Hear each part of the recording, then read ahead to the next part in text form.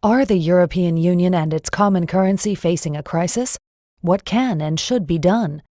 The EU is planning a new treaty called the European Stability Mechanism, or ESM.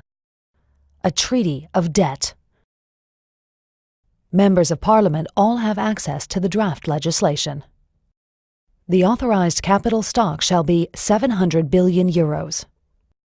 Question: why 700 billion? Where did that number come from? And by whom and on what basis was it calculated?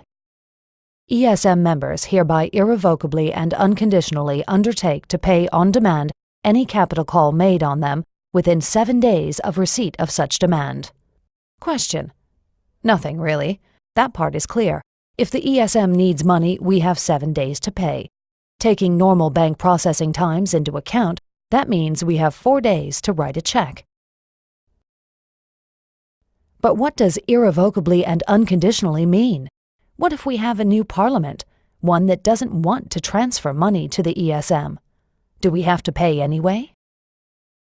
The Board of Governors may decide to change the authorized capital and amend Article 8 accordingly. Question: pardon me? 700 billion is just the beginning? The ESM can stock up the fund as much as it wants to, any time it wants to? And we would then be required, under Article 9, to irrevocably and unconditionally pay up? The ESM shall have full legal capacity to institute legal proceedings.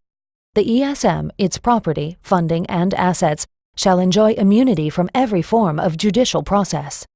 Question: so the ESM program can sue us, but we can't challenge it in court? The property, funding, and assets of the ESM shall be immune from search, requisition, confiscation, expropriation, or any other form of seizure, taking, or foreclosure by executive, judicial, administrative, or legislative action. Question: immune from judicial action was covered in the last point, but this means neither our governments nor our legislatures nor any of our democratic laws have any effect on the ESM organization? That's a pretty powerful treaty. Governors, alternate governors, directors, alternate directors, the managing director, and staff members shall be immune from legal process with respect to acts performed by them and shall enjoy inviolability in respect to their official papers and documents. Question: so anyone involved in the ESM is off the hook? They can't be held accountable for anything? And does the inviolability of their papers mean we can't destroy them, or that we won't even be allowed to see what's been written?